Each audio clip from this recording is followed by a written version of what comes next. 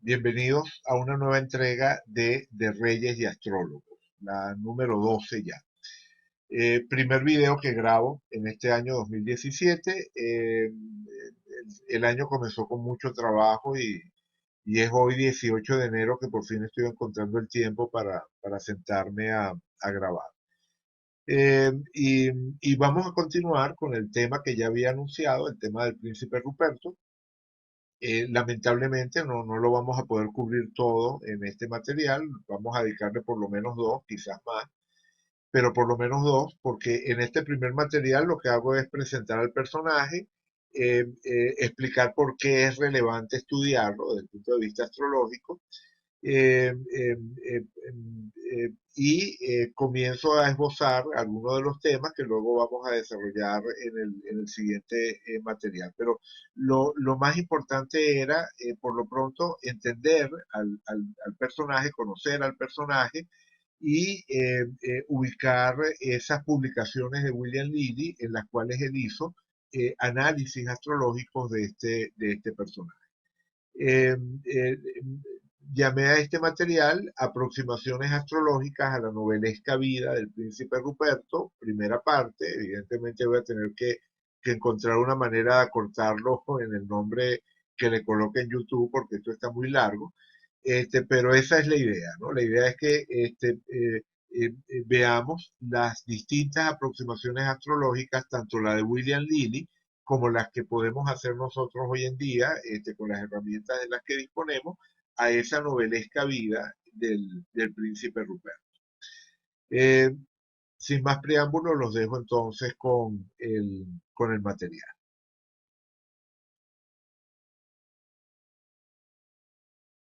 Ya habíamos mencionado antes al príncipe Ruperto del Rin, el príncipe palatino Ruperto del Rin, que fue el comandante de la caballería realista durante la Guerra Civil Inglesa y que es mencionado varias veces por William Lilly.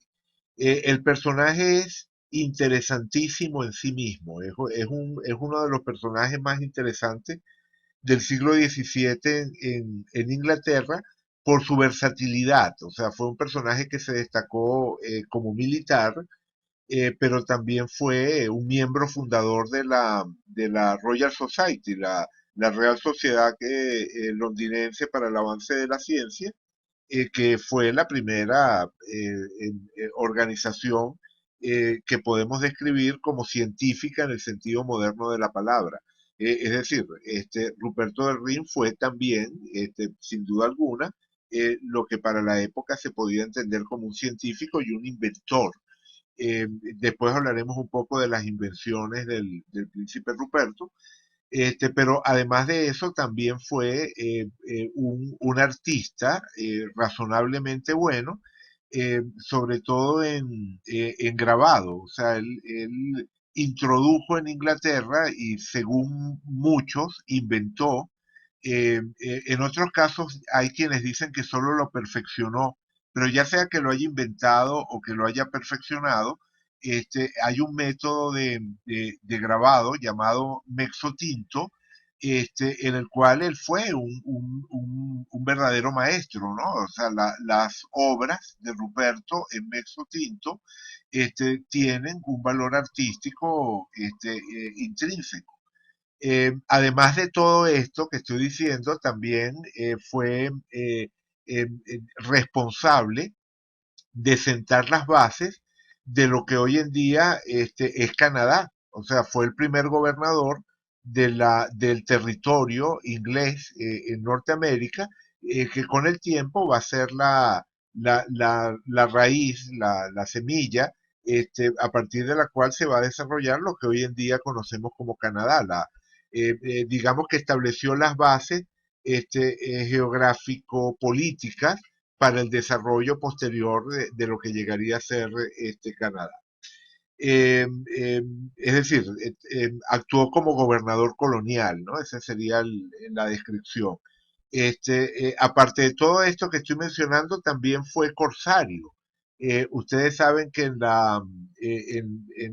épocas de guerra, un gobierno puede extender lo que se llama, o podía extender lo que se llamaba una patente de corso que permitía a una persona particular actuar en contra de los barcos de la potencia, de una potencia con la cual estuviese en guerra el correspondiente gobierno que había emitido la patente de corso. Es decir, se le estaba contratando, por así decirlo, como una especie de soldado mercenario, pero del mar, para atacar los barcos de la bandera enemiga como una forma de debilitar el comercio de ese país con el cual se estaba en guerra.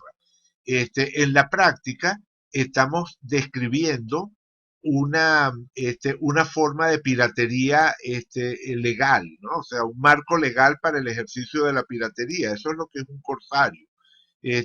Como Sir Francis Drake, ¿no? El famoso Sir Francis Drake, que fue corsario también para Inglaterra y que es a veces difícil distinguir de lo que sería simplemente un pirata, ¿no? La idea básica es que el pirata ataca cualquier barco, no tiene ningún marco legal y sería en principio más dado a los excesos, mientras que el corsario se limitaría a atacar aquellos barcos del país enemigo y supuestamente estaría atado por ciertos códigos que limitarían los excesos, ¿no? La posible barbarie en el ataque. Pero digamos que en la práctica un corsario y un pirata se parecen muchísimo y entonces resulta súper curioso que este personaje, este, eh, eh, como digo, que va a ser un inventor y un artista y un miembro fundador de la Real Sociedad y en fin, ¿no? Todos estos elementos que venía diciendo, haya tenido también durante 3 o 4 años esta actividad como corsario, en la cual se destacó bastante, ¿no? Ahorita voy a regresar a eso, a esas etapas, pero ya están viendo que el personaje tiene varias capas, ¿no? Es un personaje muy vital, un personaje que definitivamente dejó una huella. ¿Recuerdan lo que les decía en algún momento de que a los partidarios del rey los llamaban cavaliers y a los partidarios del parlamento los llamaban cabezas redondas, roundhead? Bueno, el príncipe Ruperto era considerado y siguió siendo considerado a lo largo del tiempo como el paradigma del cavalier, el cavalier por excelencia, donde además de una serie de factores de refinamiento cultural, por supuesto, estaba una serie de elementos de lealtad, caballerosidad, nobleza, en fin, ¿no? Que supuestamente encarnarían los caballeros. Bien, como digo, el personaje es interesantísimo en sí mismo, pero la razón de abordarlo, por lo menos en este material, quizás en algún momento le dedique algún material a estudiar con más detalle el príncipe Ruperto y las diferentes etapas de su vida a través de las correspondientes técnicas astrológicas, pero en este caso nos interesa ligarlo, por supuesto, al, al discurso que ya venimos desarrollando alrededor de la obra de William Lilly. La razón de detenernos en Ruperto es porque hay dos publicaciones de William Lilly en las cuales se hace mención del príncipe y se hacen análisis astrológicos del príncipe. Eh, la primera de ellas, la primera de ellas es esta de aquí, la, el Merlinus Anglicus de 1646, el Merlinus Anglicus de 1646, donde él incluye la carta natal del príncipe Ruperto y la coloca en la portada, ¿no? En la portada de la publicación hace la mención de que se va a hablar de la carta natal del príncipe Ruperto.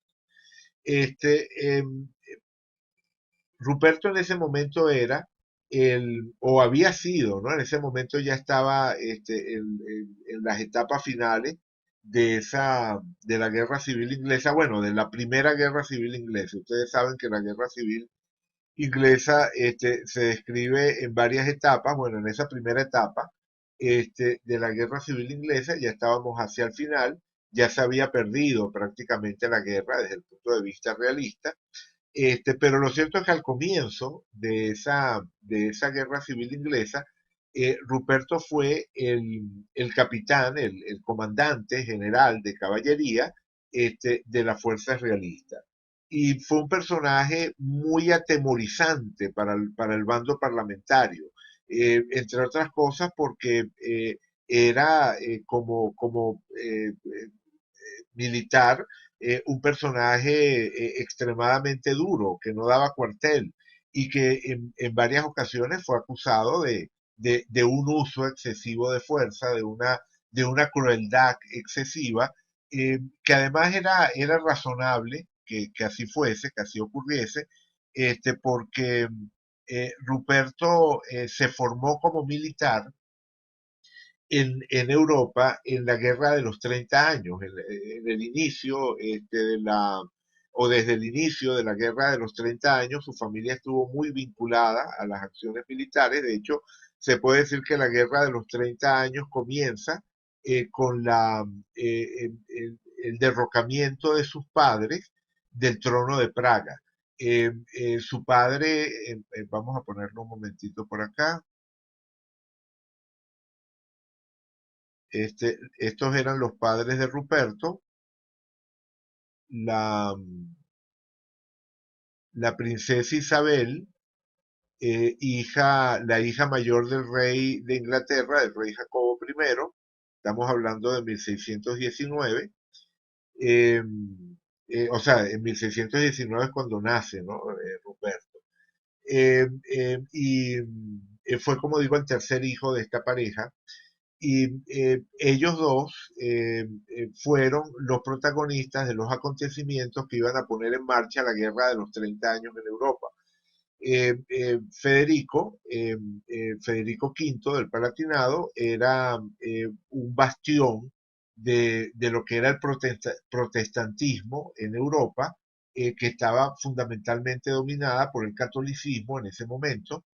Y cuando se casa con Isabel, sus partidarios asumen que va a contar con el apoyo de su suegro, del rey Jacobo I, y entonces cobran ánimo y se realizan una serie de movimientos para colocar a Federico, que era príncipe palatino, es decir, ejercía como príncipe elector en el condado del Palatinado, para colocarlo como rey del reino de Bohemia, ¿no? Rey en Praga. Y entonces efectivamente lo entronan en Praga, y, y su reinado dura apenas un año. O sea, posteriormente se burlaban de ellos dos llamándolos los reyes de invierno, porque su reinado duró una sola estación, duró nada más un invierno. Y porque luego los católicos, encarnados en la persona de Fernando II, que era además de supuestamente por derecho rey de Praga, también era emperador del Sacro Imperio Romano Germánico. Y entonces, bueno, digamos que les pasó la planadora, ¿no? Al no contar con el apoyo del rey de Inglaterra, bueno, simplemente tenían, sus fuerzas no eran comparables con las fuerzas del imperio. Y bueno, se pierde, o ellos pierden el trono de Praga y se convierten en unos exilados, y de allí hasta el fin de sus días. Federico estuvo tratando de recuperar por lo menos el Palatinado, porque pierden Praga y pierden también el Palatinado, se tienen que refugiar en Holanda. Y entonces la familia pasa a vivir en un estado de cierta precariedad. Por supuesto, para los estándares de una familia ligada a la realeza, cierta precariedad. Y entonces, como digo, en ese telón de fondo de la pérdida del reino del padre, es que nace Ruperto, y desde muy pequeño va a tener una inclinación por el tema de la guerra, o sea, por el tema de la milicia. Y de hecho entra en batalla por primera vez, o sea, se incorpora por primera vez a actos de guerra cuando tenía apenas 13 años. Desde los 13 años, Ruperto comienza su carrera militar. A los 23, creo, a los 23 es cuando comienza la Guerra Civil Inglesa y él asume a esa edad, que bueno, también extremadamente joven, es que asume el mando de la caballería realista. Pero como digo, viene de un telón de fondo de sucesivas guerras, enfrentamientos, y tal como se vivía este tema de la guerra de los 30 años en Europa, que como digo era de extremada crueldad. Y entonces esos métodos de guerra de la Europa continental, él los trae, los introduce en la guerra civil inglesa y adquiere esa fama de crueldad porque los ingleses no estaban acostumbrados a esos excesos, ¿no? No se trata de disculparlo, ¿no? Pero sí de entender por qué razón había esa disonancia, esa diferencia entre la manera de concebir la guerra que podía tener Ruperto y la manera general de concebir la guerra que podían tener los ingleses en ese momento. De hecho, por esos excesos, el rey le llamó la atención, en algún momento le llegó a llamar la atención. Bien, bueno, pero lo cierto es que William Lilly, como decía, le dedica le hace esta interpretación porque hay todo un tema de propaganda en ese momento. Recuerdan todo lo que habíamos hablado de la propaganda durante la Guerra Civil inglesa, y había todo un tema de propaganda destinado a erosionar la imagen del príncipe Ruperto, sobre todo ya después de la batalla de Master Moor. ¿Se acuerdan que hablamos de esa batalla también en 1644? Que es la más grande batalla de la Guerra Civil Inglesa, en la cual Ruperto es derrotado. Esa batalla, digamos que marca lo que sería el comienzo del fin para el bando realista. Un año más tarde, en la batalla de Naseby, en la cual el comandante era el propio rey, se sella esa derrota del bando realista, ¿no? O sea, esos son dos hitos fundamentales en la Guerra Civil Inglesa, y también son dos hitos fundamentales en la obra de William Lilly. Como también comentábamos en algún momento, son esos aciertos de William Lilly en el desarrollo de la guerra en 1644 y 1645 los que establecen lo que va a ser la base de su éxito como astrólogo de primera línea en Inglaterra en los siguientes años. Bien, pero como digo, en ese momento William Lilly estaba sumado a un esfuerzo de propaganda en contra del príncipe Ruperto, un esfuerzo que tenía muchos frentes. Por ejemplo, aquí tenemos una caricatura de la época donde se ve a Ruperto con hacha en la mano, disparando su pistola, y en el fondo el pueblo incendiado, ¿no? En este caso, Birmingham.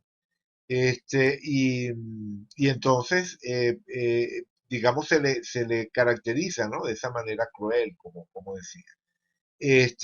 Aquí tenemos, por ejemplo, esta otra caricatura, que alude a su derrota precisamente allí en la batalla de Master Moor, esta de aquí. No sé si se logra, vamos a ver si la puedo poner un poquito más grande.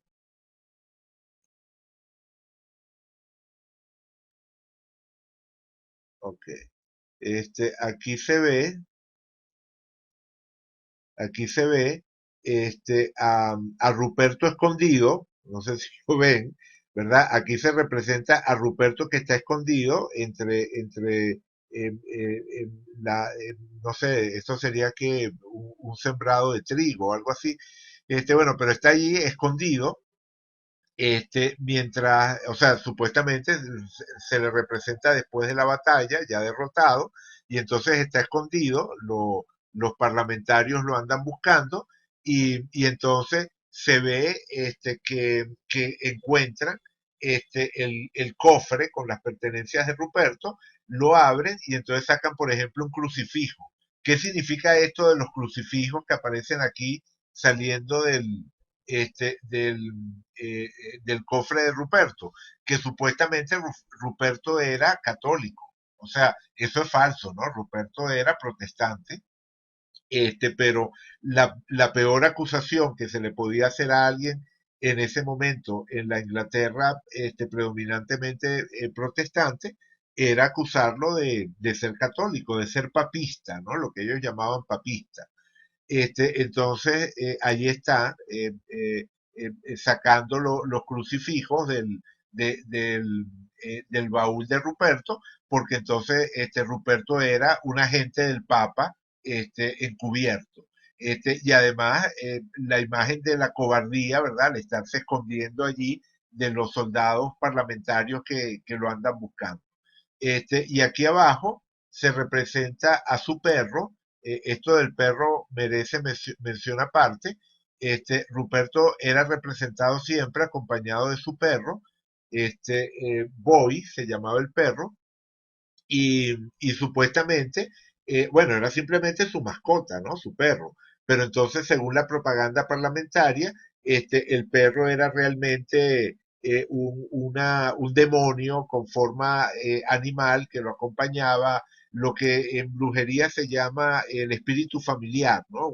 Un demonio que tomaba la forma de un animal y que lo acompañaba, y que de alguna manera era el que lo ayudaba a ganar sus batallas y ese tipo de cosas. Entonces, en esa batalla de Master Moon matan a ese perro, o sea, muere Boy. Entonces aquí también lo representan en la batalla al perro muerto. De hecho, de hecho aquí en esta otra publicación, que se llama la elegía de un perro, o las lágrimas de Ruperto, donde se ve el momento de la muerte del perro, ¿verdad? En la batalla, y entonces este sería Ruperto, que fíjense que lo representan como un cura católico. Entonces, de nuevo, ¿no? La acusación de ser un agente del Papa, de ser un católico encubierto. Y esta otra de aquí, esta otra publicación que tenemos acá, va más o menos por el mismo lado. este, eh, Se llama una exacta descripción de la mona del príncipe Ruperto, porque resulta que Ruperto, aparte del perro, también tenía una mona como mascota. Entonces la mona también pasaría a ser un demonio, capaz de cambiar de forma, y que también lo ayudaba, o sea, en fin, ¿no? La cosa de la brujería, ¿no? La acusación de la brujería. Entonces son distintas instancias de esa campaña de propaganda en contra de Ruperto, que bueno, que estaba en plena marcha en esa época. Y entonces, de una forma diferente, desde la perspectiva astrológica, William Lilly se suma a esa campaña publicando la carta natal del príncipe Ruperto. Por supuesto, el tono de Lilly es totalmente diferente al de esa propaganda burda que acabamos de ver. En este caso, él efectivamente hace un análisis astrológico de su carta natal. Y aquí hay algo también significativo, y es que hasta ese momento William Lilly no había publicado ninguna carta natal de algún personaje que estuviese vivo. Solo había publicado cartas, que era además una costumbre generalizada, de personajes que ya habían muerto. Eso, digamos, marca una distinción importante, porque si el personaje ya murió, el análisis astrológico es únicamente retrospectivo, no hay la posibilidad de hacer una proyección a futuro porque ya terminó la vida del correspondiente personaje. En cambio, al hablar de un personaje vivo, entra en juego la posibilidad de hacer proyecciones a futuro. Él dice en esa publicación, William Lilly dice en esa publicación, que ese es el motivo para publicar la carta de Ruperto. Él dice, ajá, él dice, aquí, vamos, vamos a marcarlo, eh, ajá, aquí está. En esta primera parte, él dice que una objeción que se hace es que los astrólogos no publican las cartas natales de las personas hasta que mueren. Y que entonces eso coloca bajo sospecha la validez del arte, ¿no? La validez de la astrología. Entonces, por esa razón, él decide abordar en la publicación de la carta del príncipe Ruperto, que es un personaje vivo, y de esa manera entonces demostrar que sí, ¿no? Que sí es posible hacer proyecciones a futuro de una persona importante, conocida, viva, y que uno puede saber hacia dónde se dirige su destino, ¿no? Esa sería un poco la idea.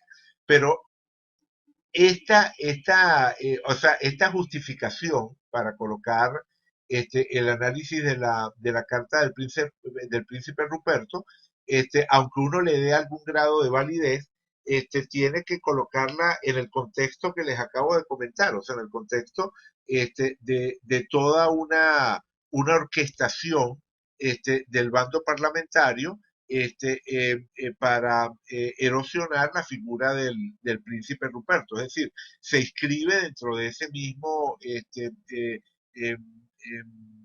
intento propagandístico, o bueno, no intento, o sea, dentro de esa efectiva propaganda en contra de Ruperto que se venía realizando en esa época. Este, eh, Porque el análisis que hace de la carta básicamente habla de la falta de proyección futura del príncipe. O sea, él en ese análisis llega a la conclusión de que Ruperto no va a tener mayor relevancia de ahí en adelante. De hecho, da a entender que va a morir, o sea, es decir, hace o sea, en varias ocasiones habla de la posibilidad, de la alta posibilidad de la muerte de Ruperto, o del hecho de ser castigado, o sea, de ser prisionero, de ser enjuiciado, en fin, ¿no? O sea, hace una lectura nada positiva y además cuando describe cuando describe al personaje, vamos a buscarlo. Ajá. Por ejemplo, ¿no? Una de las cosas que dice, la cuadratura de Mercurio y su luna le da ingenio, pero lleno de problemas, y no un ingenio agudo o sólido. O sea, le da ingenio, pero un ingenio problemático y que no tiene agudeza ni solidez. La cabeza de Algol o la estrella Algol, culminando es decir, en el medio cielo, le puede dar éxitos rápidos, pero no duraderos. Le da éxito repentino, pero no duradero.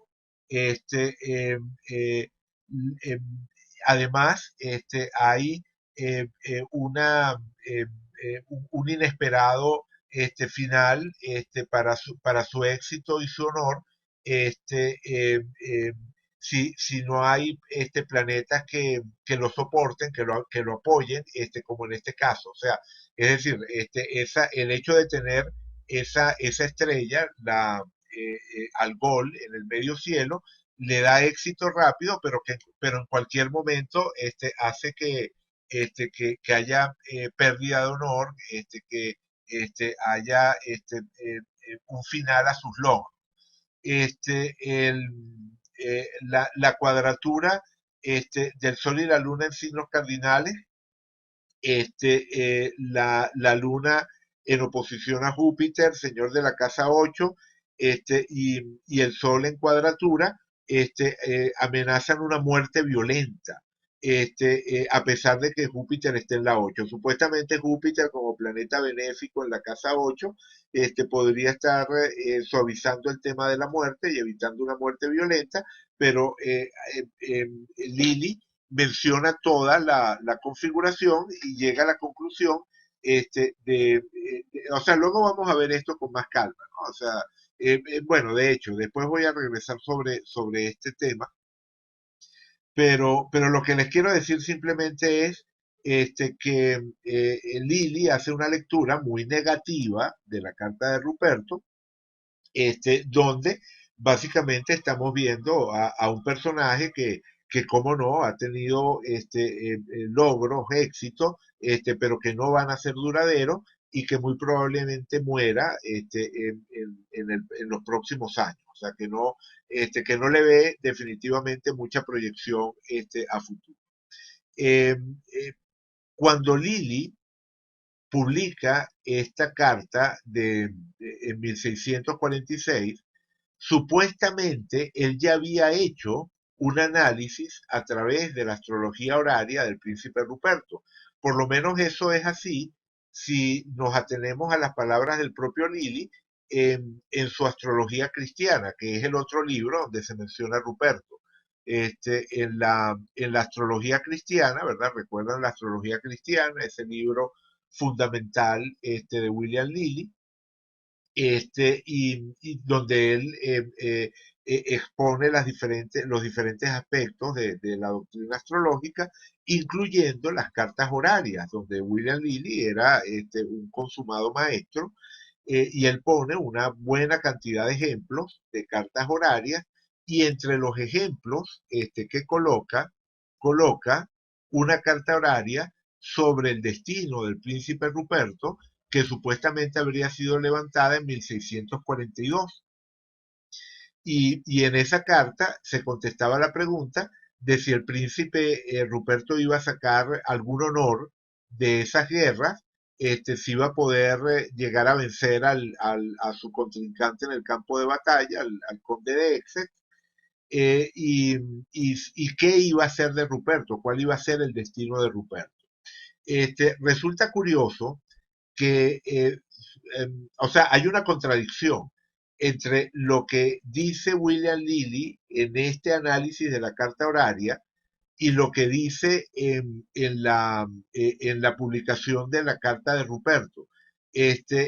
Digo, es una contradicción cuando uno toma en cuenta ambos análisis y los ordena en el tiempo según lo que el propio Lilly nos dice. Es decir, si este análisis que él publica en 1647 en la astrología cristiana, como digo, es un análisis posterior, ¿verdad?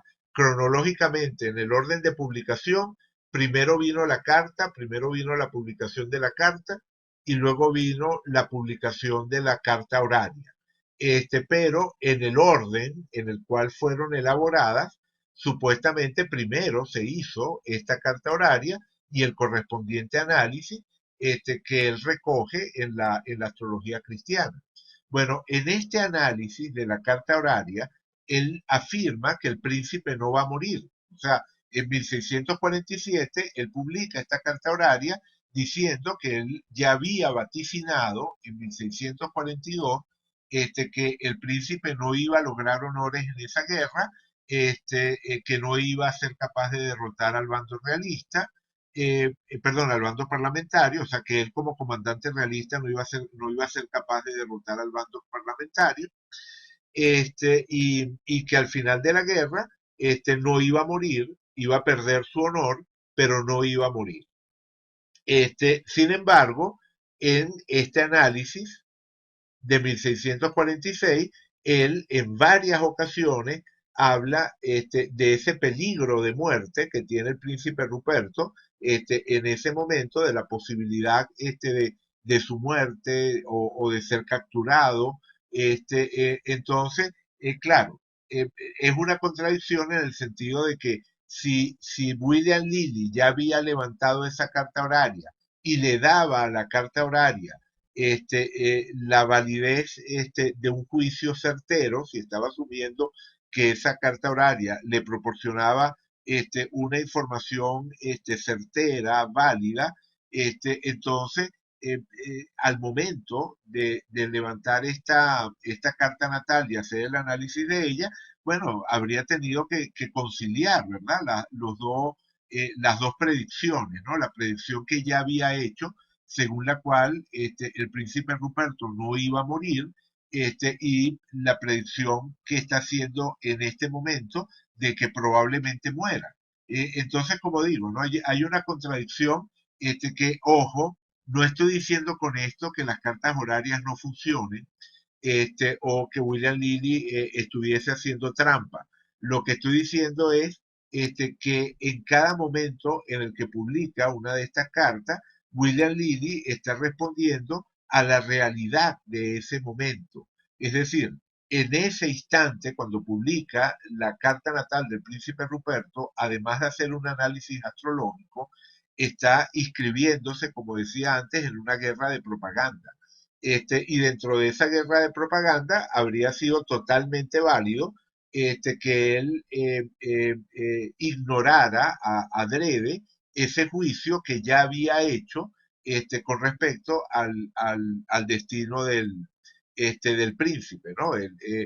Haber dejado de lado esa certeza que supuestamente habría tenido con respecto a que el príncipe no iba a morir, y haber incluido dentro de su análisis tantas sugerencias de peligro de muerte, de posibilidad de muerte para el príncipe.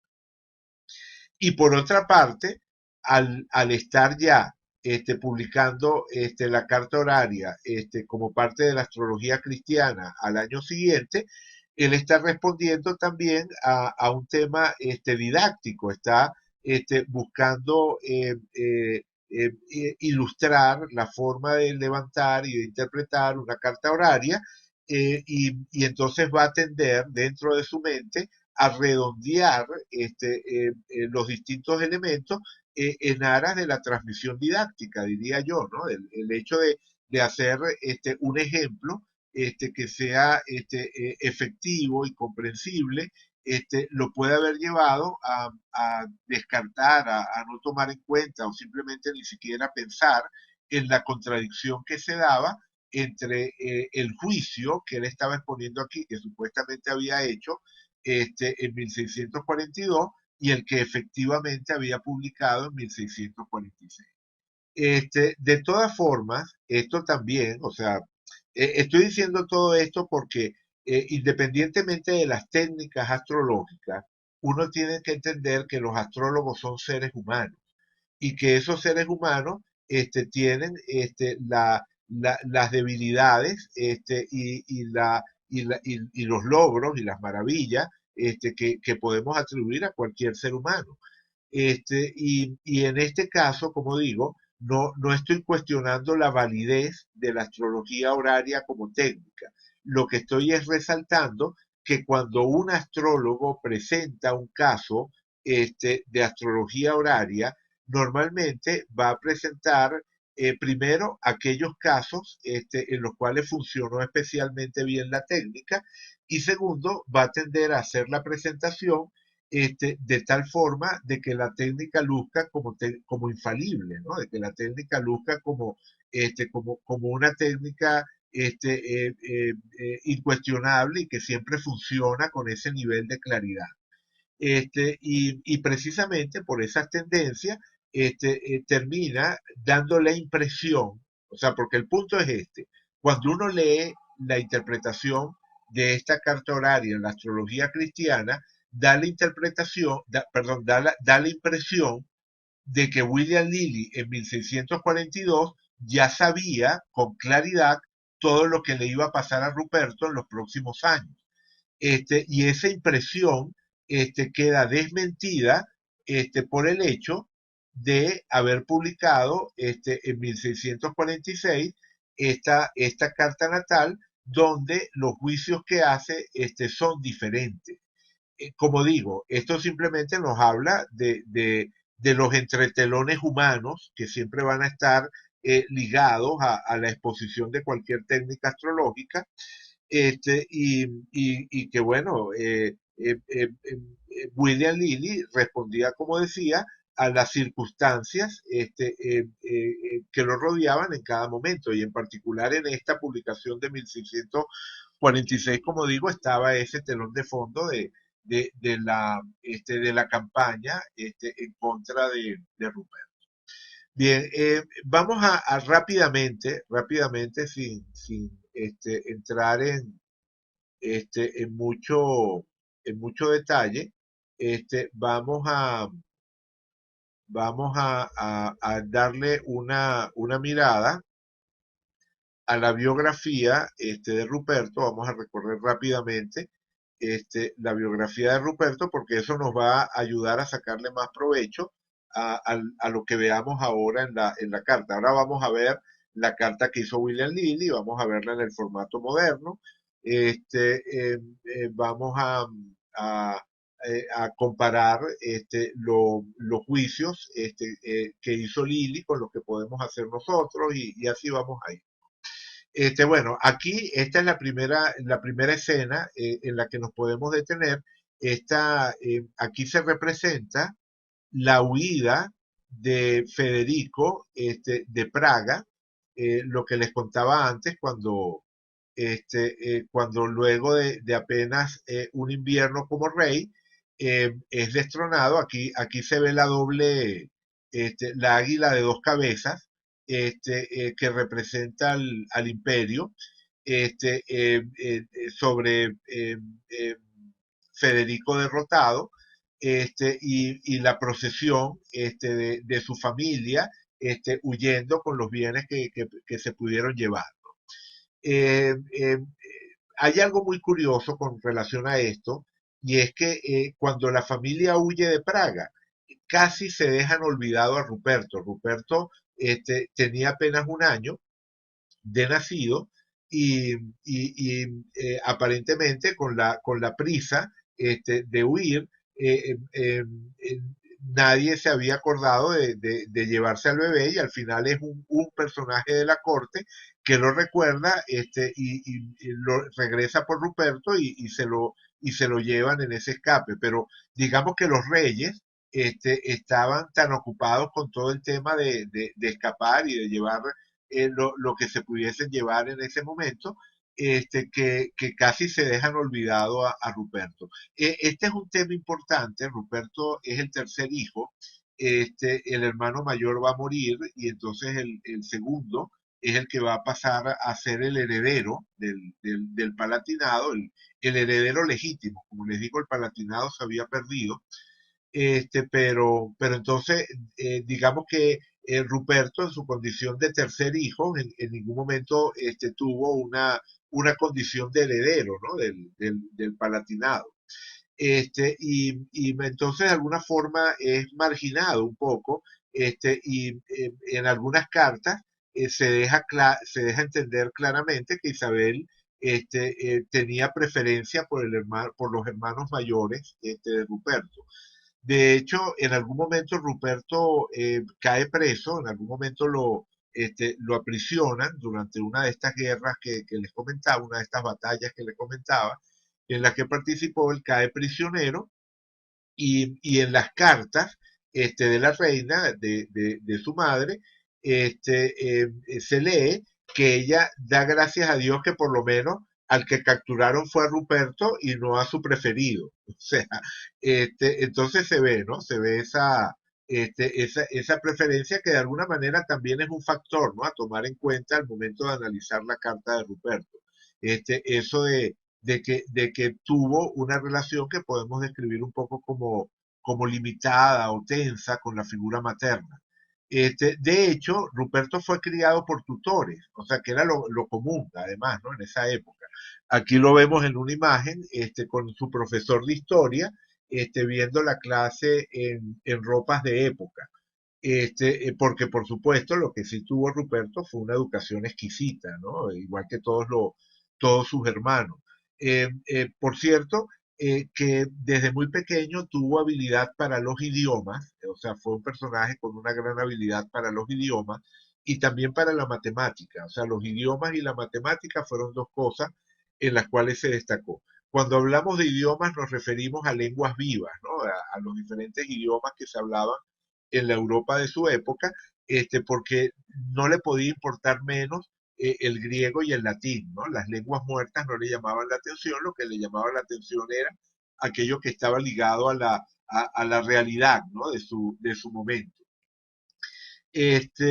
Bueno, lo cierto es que Ruperto crece, aquí lo vemos junto con su hermano mayor, Carlos Luis, que es propiamente el que va a ser el heredero del Palatinado, y al lado Ruperto. Pueden ver que Ruperto es más alto, porque efectivamente fue desde muy joven un muchacho alto, y al llegar a los 18 años, alcanzó la estatura de 1,93 m. O sea, era un personaje extremadamente alto, fornido, muy atlético. De hecho, en esa época era considerado, o llegó a ser considerado, el mejor tenista de Inglaterra. El tenis era un deporte que se practicaba en esa época, un deporte de los reyes, de la corte, y él fue considerado el mejor tenista de Inglaterra. Entonces fue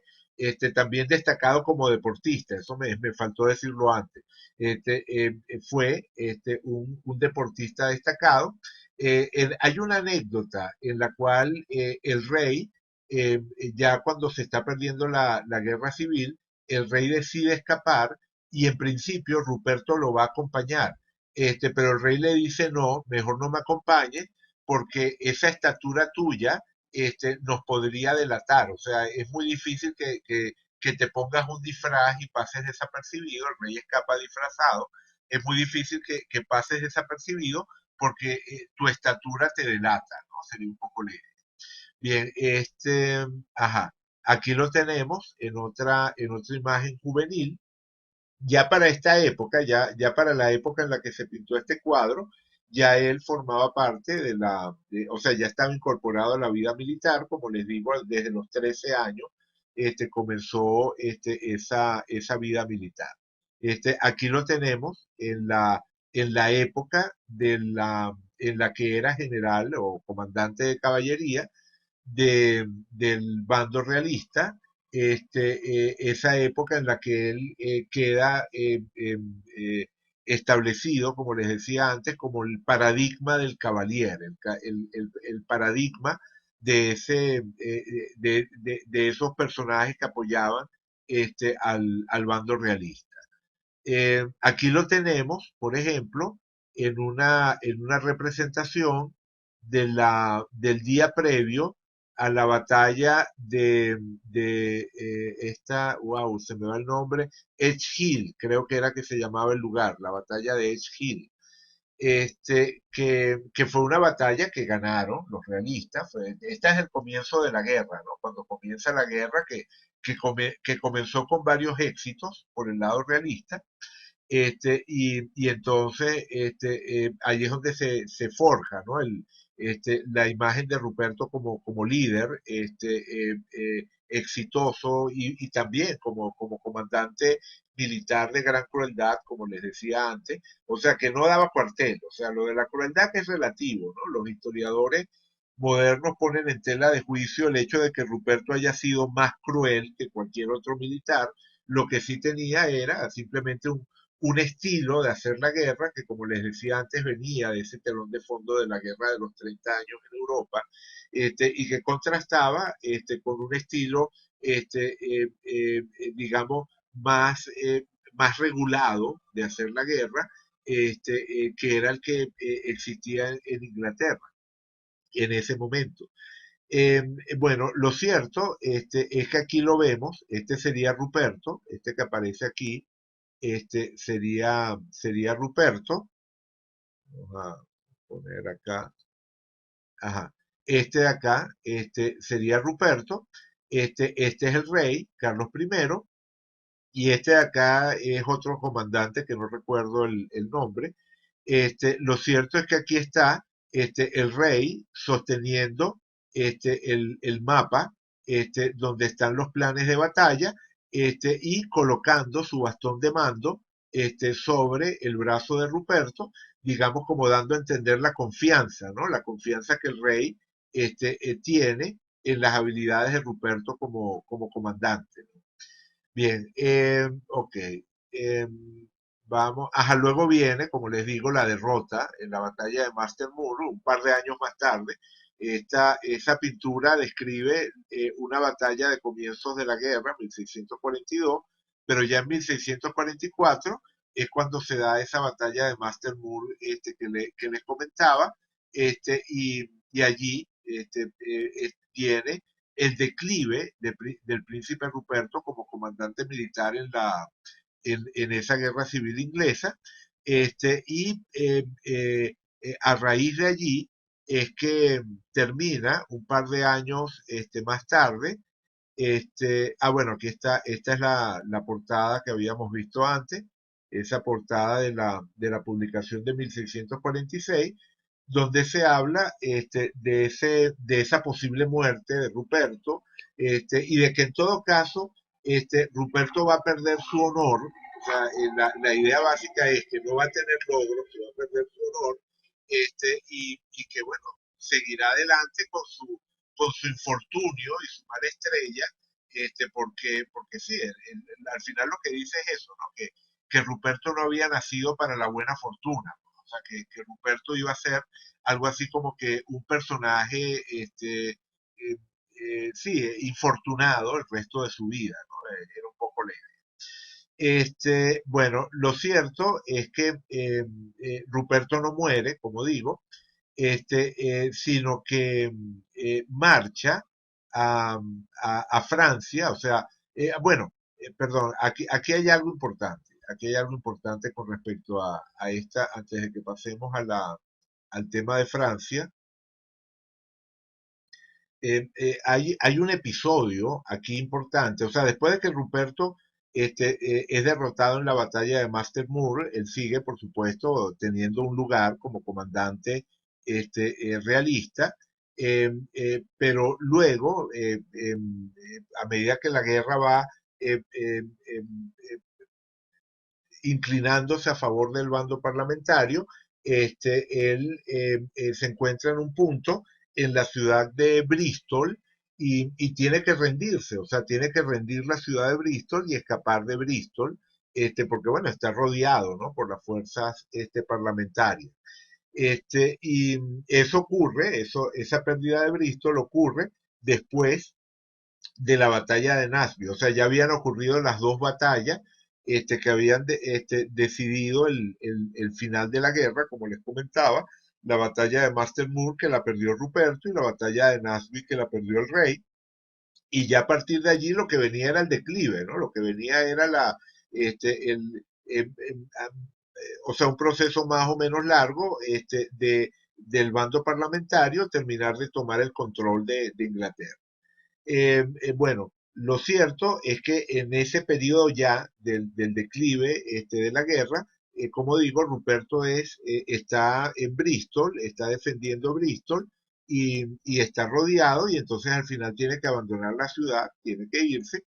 Y en la corte del rey lo acusan de cobardía, lo acusan de haber actuado inapropiadamente en la defensa de Bristol y entre donde está Ruperto y donde está el rey en ese momento, lo que se extendía era un territorio dominado por el bando parlamentario. Y Ruperto atraviesa todo ese territorio que está dominado por el bando parlamentario para llegar hasta la corte del rey y exigirle al rey que le hagan una corte marcial para que juzguen sus acciones en Bristol. Es decir, cuando Ruperto se entera de que están diciendo que él actuó cobardemente, que él actuó de manera inapropiada en la defensa de Bristol, él atraviesa todo el territorio enemigo para reunirse con el rey y pedirle al rey que le hagan una corte marcial para que quede claro si él había actuado bien o no. Y efectivamente le hacen esa corte marcial y la corte marcial llega a la conclusión de que él actuó de manera correcta, incluso heroica, en la defensa de Bristol. Entonces, fíjense, este es otro detalle, la importancia que Ruperto le da a su honor. O sea, cuando él siente que su honor ha sido atacado, él atraviesa, o sea, es un movimiento que militarmente no tenía ningún sentido, ¿no? Eso de que él se movilizara con su fuerza, atravesando el bando parlamentario y por lo tanto exponiéndose a ser capturado por los parlamentarios para ir hasta la corte del rey y exigir esa reparación de su honor a través de la corte marcial. Eso también nos da una idea del personaje que después estudiaremos en su carta, ¿no? Ese sería otro elemento para revisar en su carta. Ajá. Entonces, lo que digo es que ya después, cuando efectivamente la guerra está perdida, Ruperto marcha de Inglaterra a Francia y en Francia entra al servicio del rey. En ese momento en el que William Lilly dice que Ruperto va a perder su honor, resulta que él, como no, se va de Inglaterra, deja el servicio, por lo menos por ese momento, del rey, que ya en ese momento está prácticamente derrotado, todavía no lo han capturado, pero es el momento en el que se acuerdan que el rey escapaba, que el rey huía y posteriormente los escoceses lo vendían al Parlamento, ¿no? De eso hablamos. Bueno, en ese momento en el que están ocurriendo esos acontecimientos, Ruperto se ha ido a Francia porque ha sido, digamos que, sí, o sea, ya no tiene sentido su servicio en el bando del rey porque, bueno, no hay movimiento ya de tropas del lado del rey, es dispensado el servicio del rey, esa es la palabra, es dispensado el servicio del rey, y entonces él se va a Francia, donde entra al servicio del rey de Francia, y donde tiene una actuación bastante honrosa al servicio del rey. Pero posteriormente, cuando capturan a Carlos I y lo ejecutan, entonces Ruperto decide continuar la lucha a favor del rey. Bueno, él pasa a Inglaterra, a Irlanda, y desde allí, desde Irlanda, comienza esa campaña de corsario que les comentaba, con una patente de corso extendida por Carlos II. O sea, fíjense, Carlos I lo ajusticiaron, le cortan la cabeza, y para los parlamentarios, Carlos II no es nadie. O sea, para los parlamentarios, Inglaterra es de allí en adelante una república. Pero para los realistas, el rey, al haber muerto Carlos I, el rey es Carlos II. Entonces, cuando Ruperto decide comenzar esta campaña por mar, él lo hace con una patente de corso que le extiende Carlos II, que efectivamente, tras la restauración en 1660, va a pasar a ser, va a pasar a ocupar realmente el trono de Inglaterra. Pero en ese momento es un rey en el exilio, ¿no? Carlos II es un rey en el exilio, le extiende esa patente de corso, y Ruperto comienza esa campaña, que lo lleva en primer lugar a Lisboa. Esto también es interesante, el tema de Lisboa es interesante porque mientras él está en Lisboa, la armada parlamentaria hace presión sobre el rey de Portugal para que entregue a Ruperto o para que no le dé apoyo a Ruperto. Y resulta que el rey Ruperto,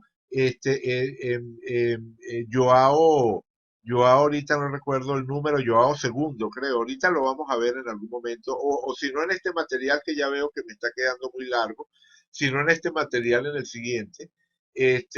Lo cierto es que hace muy buena relación Ruperto con ese rey Joao que lo apoya, lo protege, aunque eventualmente, o sea, y le ofrece su puerto como base de operación, aunque eventualmente Ruperto va a tener que irse de allí, ¿no?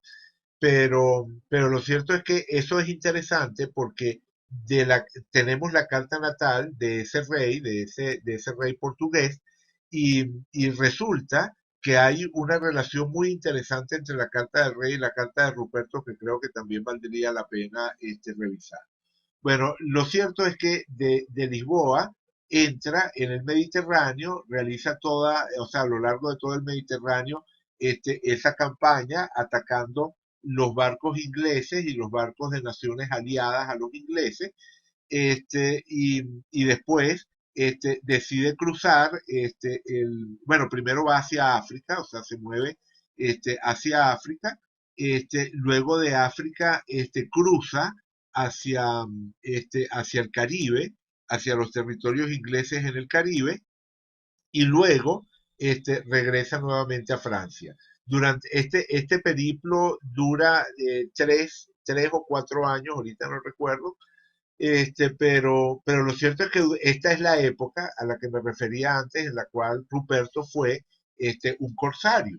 Y es una figura muy novelesca, ¿no? O sea, Ruperto es una figura que ha sido abordada muchas veces desde el punto de vista de la ficción literaria, precisamente por eso, ¿no? Porque es una imagen muy romántica, esa del príncipe pirata, del príncipe corsario, donde además todo lo que gana lo pone al servicio, o sea, toda esta campaña no fue para logros personales, ¿no? O sea, él por supuesto saca algún provecho, pero en primer lugar, toda esta campaña fue para proveer fondos a la corte inglesa en el exilio. O sea, cuando se pierde la guerra civil, la corte inglesa escapa, o sea, el Carlos II, el heredero, su madre, todos los demás personajes de la corte, escapan y no tienen recursos, ¿no? Entonces, esta campaña de Ruperto, entre otras cosas, tiene como objetivo proporcionarles recursos económicos a la corte inglesa en el exilio, y además de eso, hacerle, por supuesto, la guerra al Parlamento. Y aparentemente tuvo, desde ese punto de vista, un gran éxito, ¿no? O sea, efectivamente logró o sea, a pesar de que el Parlamento contaba con la Armada inglesa, que era una fuerza particularmente poderosa, Ruperto con sus pocos barcos, tenía creo que unos 5 barcos, efectivamente fue un contrapeso a ese poder parlamentario en el mar a lo largo de todo este periodo, a lo largo del Interregno. Bien, lo cierto es que luego de que cuando termina por fin esas campañas navales, Ruperto se establece en Alemania, se establece en Mainz, en Alemania, y allí se dedica, o sea, cierra por un momento, o sea, cierra su etapa militar, en ese momento cierra o sea, ese tema de estar involucrado en campañas militares, y se dedica al estudio, a la invención y al arte.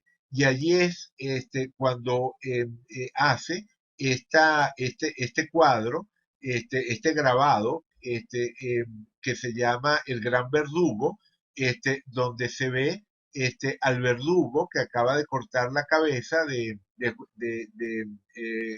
Juan el Bautista, ¿no? Eh, eh, y es considerada una obra maestra de esa técnica que les comentaba, del mezzotinto. Como les decía, Hay quienes afirman que Ruperto inventó el mezzotinto, aparte de dominarlo, lo inventó. Otros dicen que simplemente lo perfeccionó, y digamos que hay historiadores que dan una opinión o que dan la otra. Pero lo que definitivamente es innegable es que tuvo un dominio real de la técnica, que se refleja, como digo, en obras, como esta, ¿no? Perdón, aquí, aquí para, no sé si sea posible aumentar la imagen para que se aprecie mejor el detalle. Déjenme, voy a poner pausa un momento. No, lamentablemente la resolución de la imagen no es buena. Esta obra la pueden buscar en Wikipedia, ahí aparece con una muy buena resolución y se aprecia, ¿no? Se aprecia más el detalle, el arte, del príncipe Ruperto, en esta obra. Vamos a reducir de nuevo imagen, un momentito, ok. Ajá. Bueno, luego, o sea, ahí está Ruperto, ¿no? Como les digo, en Mainz, dedicado a la investigación, a invenciones, o sea, en esa época hace varias de sus invenciones que después vamos a hablar,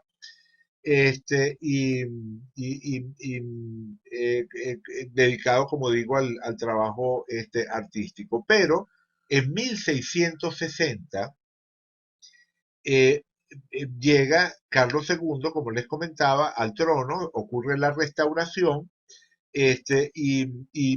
Ruperto es llamado nuevamente al servicio del rey de Inglaterra. En este caso ya no es su tío, Carlos I, sino ahora es, su sobrino, Carlos II. Y Carlos II lo llama, le da un lugar, en la corte, y va a tener una actuación destacada en la política inglesa, de allí en adelante, incluyendo por supuesto el aspecto militar. De hecho, Ruperto llega a ser el gran almirante, o sea, va escalando posiciones, el mando, de la Armada inglesa, y llega a ser, el gran almirante de la Armada inglesa, con el título de general de mar y tierra. Y, y entonces es el encargado de, llevar adelante la guerra inglesa, contra los holandeses, la guerra naval inglesa entre Holanda, e Inglaterra.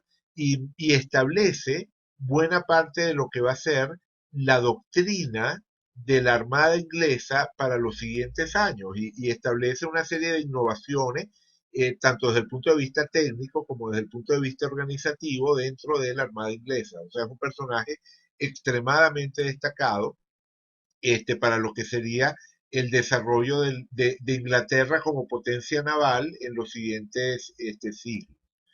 Eh, luego tenemos, esto que les había comentado, que además va a ser el primer gobernador, de la tierra de Rupert, o sea, fue así, llamada en su honor. La tierra de Rupert es todo este territorio que ustedes ven aquí en verde claro, este territorio que es la mayor parte de lo que hoy en día es Canadá.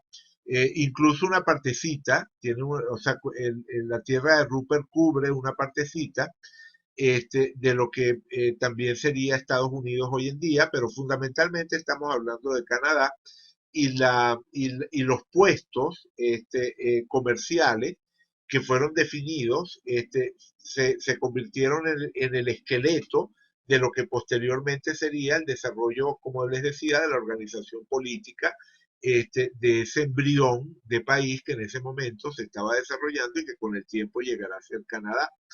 Entonces tiene, como digo, una actuación destacada como, gobernador colonial. Él no viaja a, a Canadá, ¿no? Él no viaja a la tierra de Rupert, por lo menos que yo sepa. sino que tiene esa condición de gobernador y establece las políticas, pero lo hace desde Inglaterra. Eh, bien, ajá. Luego tenemos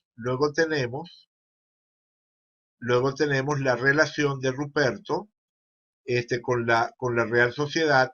En Wikipedia se dice que, que esta imagen del el frontispicio de la publicación inicial este, eh, de la Real Sociedad representa, o sea, que esta imagen representa a Ruperto, o sea, que este sería Bacon, este sería Ruperto y este sería un busto de Carlos II.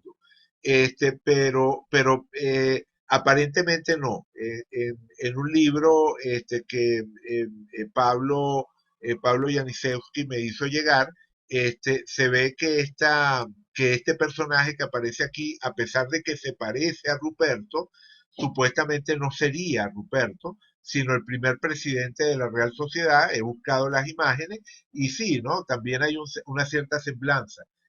Pero cabe la duda de si el artista, aquí simplemente dice presidente de la sociedad, ¿no? Entonces, al decir presidente de la sociedad se asume que es este otro personaje que fue presidente de la sociedad. O sea, aquí hay unos pequeños textos que ubican a estos personajes y aquí dice Sociatis Presis, o sea, presidente de la sociedad, aquí abajito. Entonces, por eso este sería el primer presidente de la Real Sociedad. Pero como digo, cabe la duda de si el artista se inspiró en Ruperto más que en ese presidente, porque los rasgos, como digo, se parecen mucho más a los de Ruperto a los de ese primer presidente, aunque efectivamente sí, ¿no? Podría haber sido ese el personaje. Pero lo cierto es que Ruperto fue miembro fundador de la Real Sociedad y cuando se firman los estatutos de la Real Sociedad, eh, déjenme buscarlo un momentito. Ajá, aquí está, ¿no? Este libro es la historia de la Real Sociedad. Esta es la historia de la Real Sociedad. em, la historia de la Real Sociedad de Londres para el mejoramiento del conocimiento natural, es decir, la primera organización científica que toma forma en el mundo moderno. Esta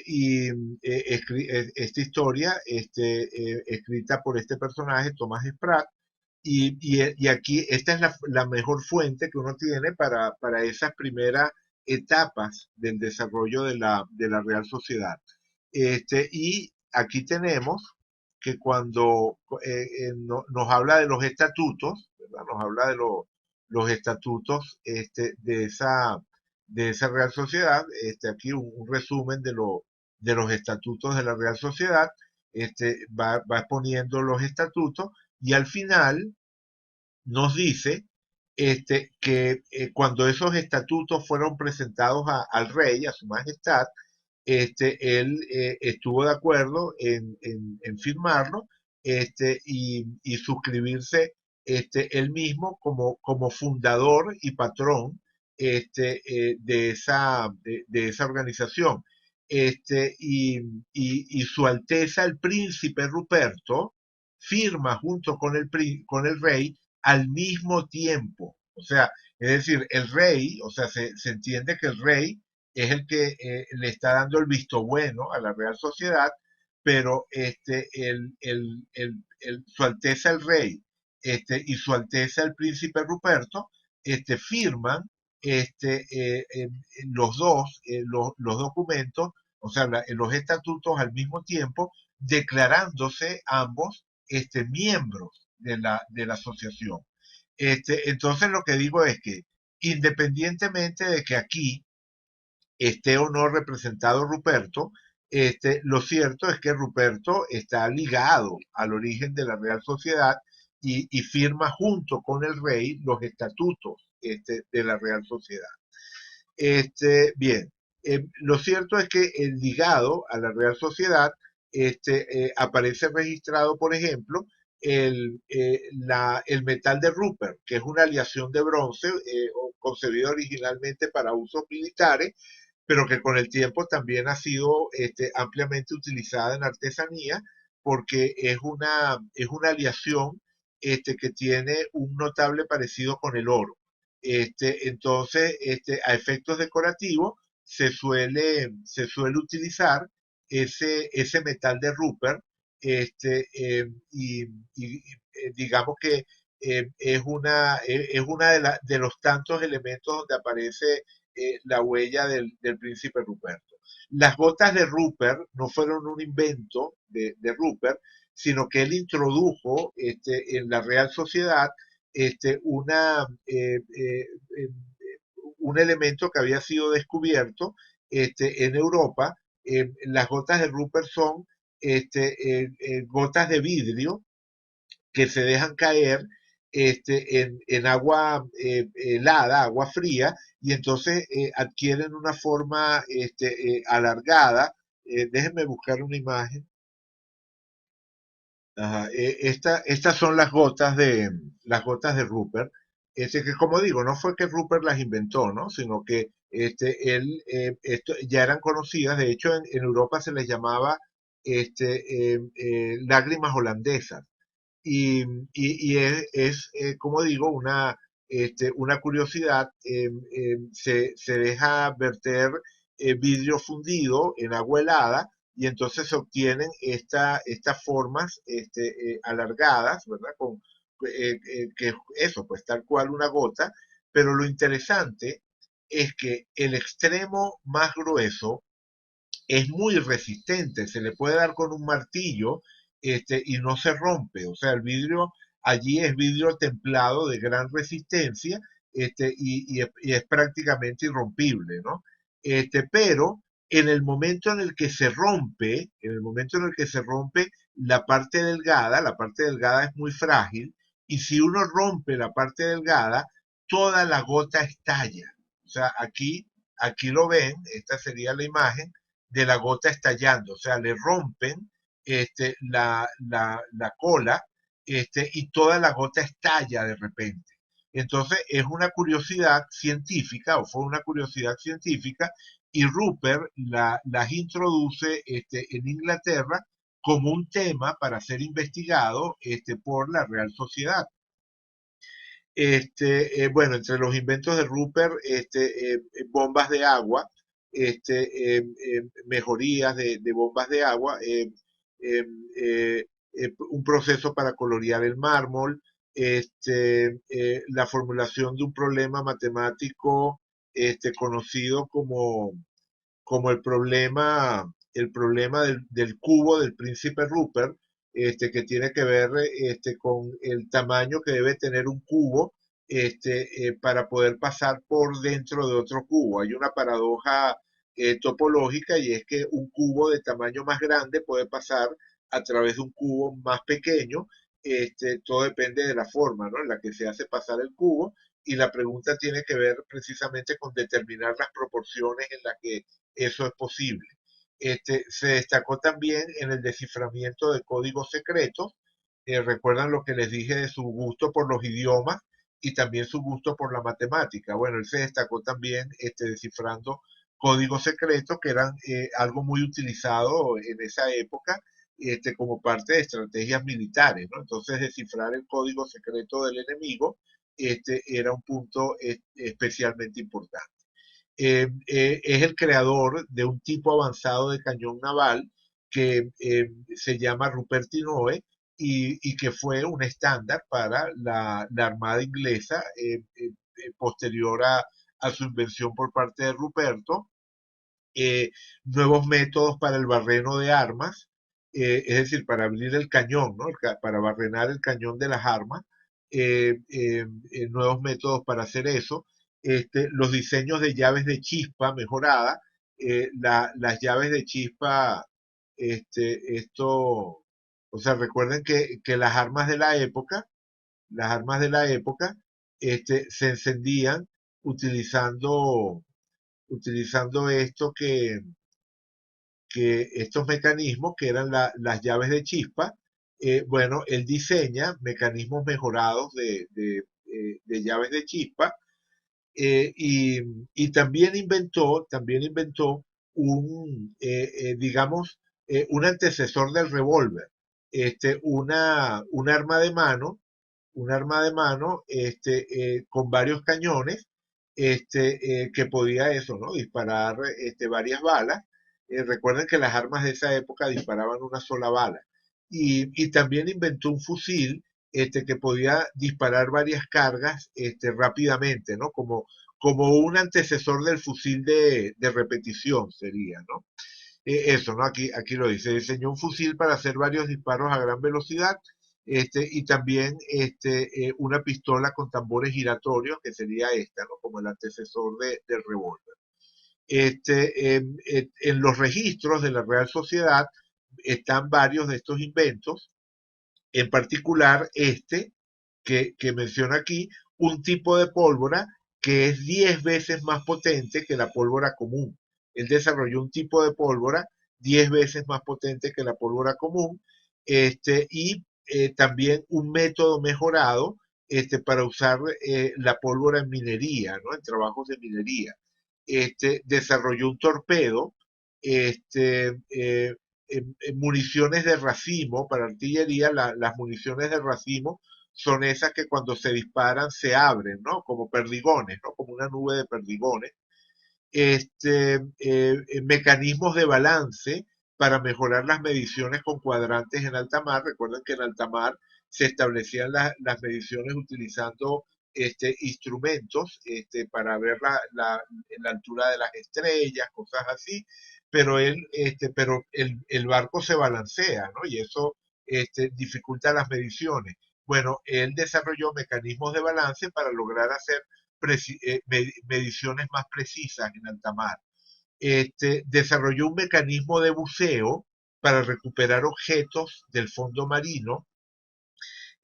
Una cosa, luego vamos a hablar, eso va a ser en el siguiente material, o sea, este material nos sirve para tener una idea completa del personaje de Ruperto. Una de las cosas de las que vamos a hablar es que él fue herido en la cabeza, precisamente en esa época en la que William Lilly decía que corría peligro de muerte, y definitivamente eh, nadie le niega, como he dicho en más de una ocasión, lo buen astrólogo que era Lilly. Y efectivamente él acierta con esa época del príncipe como una época peligrosa, aunque no haya muerto en ese momento. Pero lo cierto es que él recibe una herida en la cabeza que podría haberle causado la muerte, y a raíz de eso queda con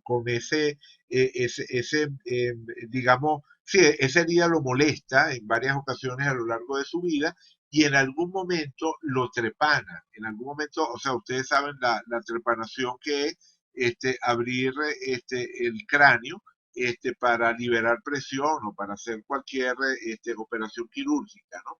Entonces a él lo trepanan como parte del tratamiento por esa herida, y luego de su trepanación, cuando él está recuperándose, él diseña instrumental médico para ese tipo de operaciones. O sea, él observa los instrumentos que utiliza el médico, y cuando él se está recuperando de esa operación, él diseña nuevos instrumentos quirúrgicos mejorados, que pueden ser utilizados en operaciones futuras de ese mismo tipo. Bueno, lo del metal del príncipe ya lo había mencionado. Templados de ganchos de pesca, que era algo importante porque era parte de la industria de ese momento. Una técnica para hacer moldeados de objetos de tal manera de que el objeto tuviese apariencia de perspectiva. Y aquí también una técnica para elaborar perdigones de cualquier tamaño, ¿no? O sea, para que si uno quiere modificar el tamaño del perdigón que va a hacer, lo haga sin tener que hacer todo un proceso nuevo para el siguiente perdigón, sino que puede, variando ciertos elementos mecánicos, establecer el tamaño del perdigón que se va a producir. Estos no son todos los inventos de Ruperto, pero da una idea, ¿no? Da una idea de que el personaje efectivamente tuvo un aporte destacado no solo como militar, sino también, como decía antes, como científico e inventor. Y a lo largo de todo el tiempo, como les decía, también un gusto particular por el arte, ¿no? Por el arte, por la belleza, por lo refinado. De hecho, hay una anécdota de un visitante a los aposentos de Rupert en el castillo de Windsor, creo que era donde estaban esos aposentos de Rupert, y allí este visitante queda impresionado por el hecho de que o sea, en esos aposentos había dos espacios muy bien definidos. En uno lo que había eran armas, temas bélicos, temas militares, armaduras, en fin, ¿no? O sea, trofeos de guerra. Y en la otra habitación lo que había era cuadros, objetos de arte, y que eso representaba las dos facetas de Rupert, ¿no? O sea, que por una parte estaba el Rupert guerrero y por la otra parte estaba el Rupert artista. Habría que agregar que él también se hizo construir un laboratorio extremadamente bien dotado, con fraguas, con equipos para hacer distintos tipos de experimentos químicos, en fin, todos esos inventos que le mencioné salieron de allí, de ese laboratorio de Rupert. Entonces podemos decir que Rupert tenía una habitación consagrada al arte, una habitación consagrada a los temas militares y una habitación consagrada a sus estudios científicos, es decir, un laboratorio. Bueno, ya llevamos casi hora y media conversando. No quiero terminar este material sin que veamos por lo menos, sin que le demos por lo menos una miradita a la carta de Rupert, pero evidentemente no vamos a poder comenzar realmente el análisis. Voy a dedicar unos minutos más a ver este tema de la carta y, y será en la siguiente entrega que entremos en materia propiamente tanto con esta carta como con esas interpretaciones que les comenté antes que hizo William Lee. Podemos precisar algunos detalles por lo pronto. Rupert nació el 27 de diciembre de 1619 según calendario gregoriano, ¿no? El calendario juliano habría sido el 17, que es la fecha que normalmente aparece.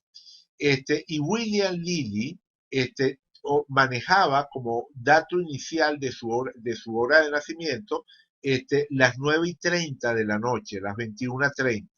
Él en esa publicación que les comentaba, en esa publicación que les comentaba, él dice, ajá, que la hora estimada le fue transmitida a él de ultramar, ¿no? Es decir, de Europa le hacen llegar, de la Europa continental le hacen llegar esa hora estimada que él luego corrige. Pero esta hora estimada original, que después él corrige, sabemos que fue las 9:30 porque se acuerdan aquello que les comenté en algún momento de la biblioteca de Elias Ashmore, ¿no? Esa biblioteca que se puede consultar en la actualidad y donde están los papeles de William Lilly, los papeles personales de William Lilly que Ashmore le compró a la viuda de Lilly. Bueno, en esa biblioteca están las anotaciones iniciales de la hora de nacimiento del príncipe Ruperto antes de la corrección, que le dan un ascendente este, en el, en el grado, en el grado 7 de Virgo. O sea, a las 9:30 de la noche con un ascendente en el grado 7 de Virgo. Por cierto que lo del ascendente en Virgo creo que nadie lo pondrá en duda, ¿no? Esa inclinación por la mecánica, por la química, por la indagación en la materia, ¿no? Ese interés de Rupert en el mundo de la ciencia, pero además con una orientación bastante práctica y esa, digamos, diversidad de intereses en ese terreno, definitivamente dan esa imagen del ascendente Virgo. La misma creación del mezzotinto o el trabajo con el mezzotinto desde el punto de vista artístico, ¿no? También tiene que ver con esa indagación en los materiales y en los medios de producción, no solamente en lo que sería la parte artística, estética, que probablemente la asociaríamos a su luna Libra, ¿verdad? La luna aparece en Libra, y además de eso, Venus, regente de Libra, y Mercurio, regente de Virgo, aparecen en conjunción, ambos en casa 5, ¿no? Que tiene que ver con la autoexpresión creativa. Eh, bueno, aquí estoy viendo la carta, ustedes saben, ¿no? En el formato moderno que me interesa, que es el que normalmente uso, utilizando todos los planetas, ¿verdad? Tenemos a Neptuno, Urano, Plutón, Quirón, las Lilith, y tenemos también el sistema de casas que prefiero, el sistema de Porfirio, pero evidentemente la distribución por casas variaría por región montano, que es como la trabajaba Lili. En el siguiente material lo vamos a ver, ¿no? O sea, en el siguiente material vemos eso. Pero digo, la luna aparece en Libra, y los dos regentes, tanto el regente de la luna como el regente del ascendente, aparecen en conjunción y ambos bastante cerca del Sol, ¿no? Entonces por allí está, ¿no? La parte de la indagación en el mundo material y la parte de la estética. Pero esa luna está opuesta a un Júpiter en Aries y por allí empezamos a entrar en lo que sería propiamente el aspecto militar o la vertiente militar, ¿no? Dentro de esta historia. Ese Júpiter en Aries se encuentra en la casa 8 y es regente de Sagitario en la cúspide de la casa 4, ¿no? Ese Júpiter aparece amplificado por formar parte de una semicruz cósmica, o sea, la Luna en oposición a Júpiter y ambos haciéndole cuadratura al Sol, a la conjunción Sol-Nodo Norte, ¿no? En realidad. Bien, aquí podemos encontrar buena parte de esa diversidad de intereses de Ruperto.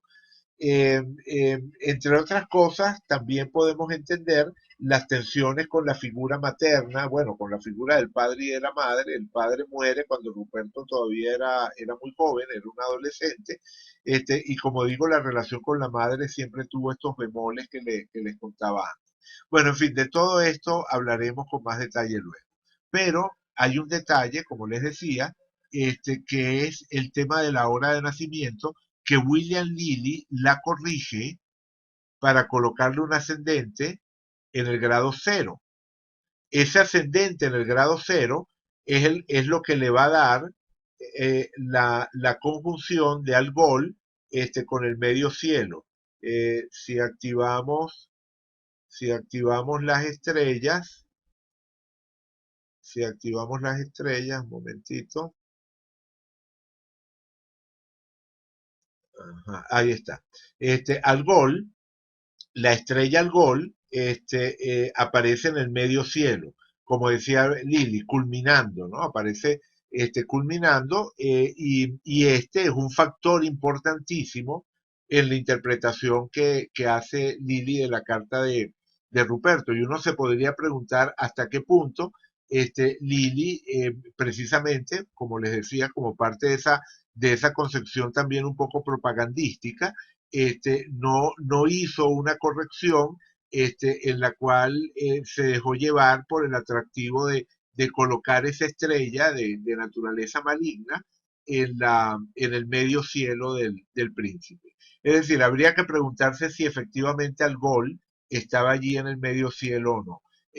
Una de las cosas que haremos será eso, ¿no? Ponerle un poco de lupa a la rectificación que hace Lili de la hora natal del príncipe Ruperto. La hora original con la que trabaja Lili, o la hora original a la que le dieron a Lili como punto de partida, era las 9:30, y él termina colocando una hora alrededor de las 8:48 de la noche. Recuerdan, eso lo tenemos aquí, ahí está, 8:48 de la noche, 8:48 p.m. Es la hora de nacimiento rectificada que utiliza William Lilly. Dense cuenta de que es una diferencia notable. De las 9:30 a las 8:48, estamos hablando de que William Lilly modificó la hora. A ver, serían 12 minutos hasta las 9, 42 minutos. O sea, hay 42 minutos de diferencia entre esta hora a la que llega Lilly y la hora que le habían dado originalmente. Es una corrección bastante grande, ¿no? En todo caso, vamos a ver los factores en los cuales se basó Lilly para hacer esa rectificación. Como digo, eso será en el próximo material. Pero independientemente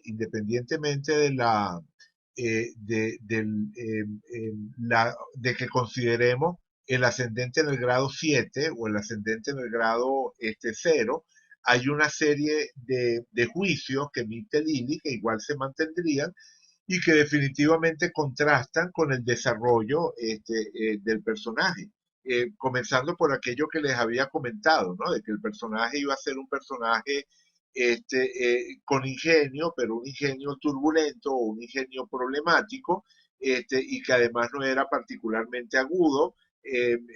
Bueno, y estamos hablando, como les digo, de un miembro fundador de la Real Sociedad que efectivamente hizo aportes reales a la Real Sociedad. No es que lo pusieron allí como miembro fundador únicamente que por la cara bonita, por así decirlo, sino que efectivamente fue él una persona dedicada a la investigación y que tuvo su lugar bien ganado dentro de ese conjunto de pioneros, ¿no? Del amanecer de la era científica. Por cierto, que eso también nos lleva a una reflexión interesante, que tiene que ver con la ausencia dentro de la sociedad, de la Real Sociedad, la ausencia dentro de la Real Sociedad de observaciones o comentarios o aproximaciones al tema astrológico. O sea, la Real Sociedad, a pesar de que entre los miembros de la Real Sociedad había astrólogos, o sea, por ejemplo, uno de los miembros de la Real Sociedad fue Elías Ashmole, ese personaje del que ya habíamos hablado, y Elías Ashmole era astrólogo, o sea, formaba parte de la Real Sociedad, pero también era astrólogo. Es decir, la astrología en esa época todavía gozaba de prestigio y había más de un personaje que formaba parte de la Real Sociedad y que también estaba familiarizado con la astrología. Entonces resulta curioso, por decirlo menos, que la astrología sea completamente ignorada en todas las discusiones de las cuales quedan registro de la Real Sociedad. Y una de las razones que uno podría pensar era precisamente, o es precisamente, esa posición influyente del príncipe Ruperto a la luz de todas esas publicaciones astrológicas que había hecho William Lilly y que lo atacaban. Es decir, que desde o sea, esto por supuesto es especulativo, pero no deja de tener cierta lógica. La idea no es mía, la idea no es original mía. Esta tesis la plantea una historiadora brasileña de la cual leí su tesis de grado, o su tesis de doctorado, mejor dicho, y en esa tesis de doctorado ella mencionaba esa idea de que es probable que la influencia del príncipe Ruperto dentro de la Real Sociedad de Londres en esos primeros años y la mala experiencia que había tenido Ruperto con relación a la astrología, el haber sido atacado por William Lilly a través de estas publicaciones, haya sido uno de los factores que dificultaran o simplemente eliminaran la astrología como tema de discusión. Es decir, en la Real Sociedad ni siquiera hay un interés en refutar la astrología, en plantearla como algo que pueda ser estudiado, puesto a prueba y eventualmente llegar a alguna conclusión de su validez o no. Simplemente el tema no existe y esa ausencia del tema es lo que digo que resulta curioso y me parece interesante esa tesis de esa astróloga brasileña, perdón, astróloga no, de esa historiadora brasileña, una historiadora de la ciencia brasileña, ahorita no recuerdo el nombre, que tiene, como digo, o sea, que hace esa interpretación de que efectivamente la influencia de Ruperto, unido a esa mala experiencia que él había tenido con la astrología, pudo haber sido un factor que sacara el tema astrológico de la agenda, de la posible agenda de discusiones dentro de esos primeros años de la Real Sociedad. Evidentemente, a medida que la Real Sociedad siguió avanzando, el tema era cada vez menos probable que se abordara, pero en esos primeros años, cuando en 1660 se funda la Real Sociedad, resulta extraño que no se haya tocado la astrología, aunque sea para refutar. Bien, bueno, lo cierto es que difícilmente podemos describir el ingenio de Ruperto como un ingenio poco agudo, ¿verdad? Esa caracterización que hace Lili, esa que vimos hace un momento, eso de darlo como una persona cuyo ingenio no es ni agudo ni sólido. Definitivamente los hechos contradicen, ¿no?, ese juicio. Y de la misma manera podemos seguir viendo el contraste entre lo que nos dice Lili y lo que efectivamente fue la vida de Ruperto, de la misma manera que vemos los aciertos, porque si hago este comentario del aspecto sesgado de la interpretación que tendría que ver con todo el tema propagandístico que ya hemos estudiado, también es verdad que aquí hay algunas flechas absolutamente certeras, ¿no?, que dan absolutamente en el blanco.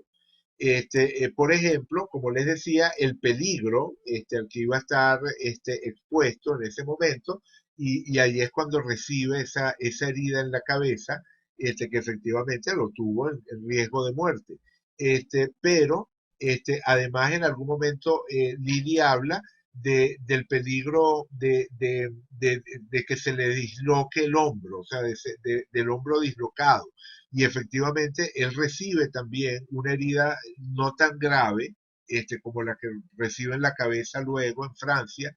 Él recibe en ese mismo año de 1646, unos pocos meses después de publicado este almanaque, unos pocos meses después, en abril, él tiene una herida en el hombro.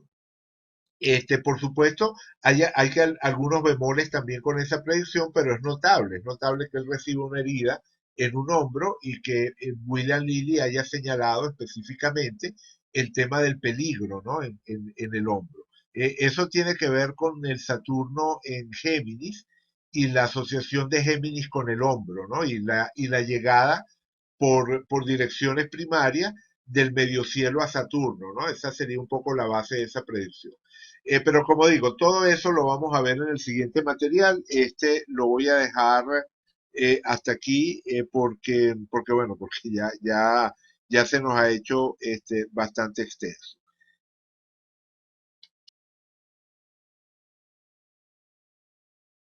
Bueno, eso fue todo por hoy.